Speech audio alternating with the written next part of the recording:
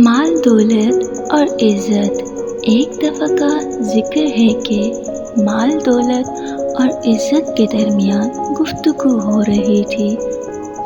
माल ने फ़ख्र से कहा, मैं तो बड़े बड़े बंगलों में सजा रहता हूँ, मेरे बग़ैर दुनिया अधूरी है। दौलत ने मुस्कुराकर कहा, मुझे हासिल करने के लिए लोग हर हद पार कर जाते हैं, क्योंकि मेरे बग़ैर माल की कोई हैसियत नहीं।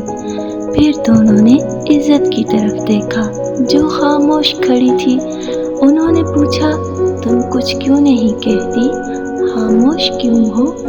इज़्ज़त ने सुकून से जवाब दिया, मैं अगर किसी से एक बार चली जाऊं तो दोबारा वापस नहीं आती।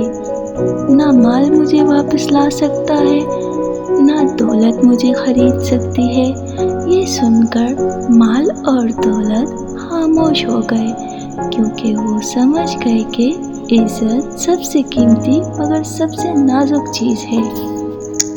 ये कहानी हमें ये सबक देती है कि दुनिया में माल और दौलत से ज़्यादा कीमती चीज़ इज़्ज़त है, क्योंकि माल दोबारा कमाया जा सकता है, दौलत दोबारा हासिल हो सकती है, मगर इज़्ज़त एक बार चली जाए तो दोबारा हासिल नहीं होती।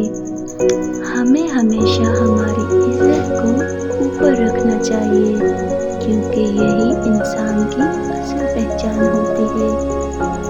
इज़्ज़त सबसे बड़ी हकीकत है। माल आता जाता है, लेकिन इज़्ज़त नहीं।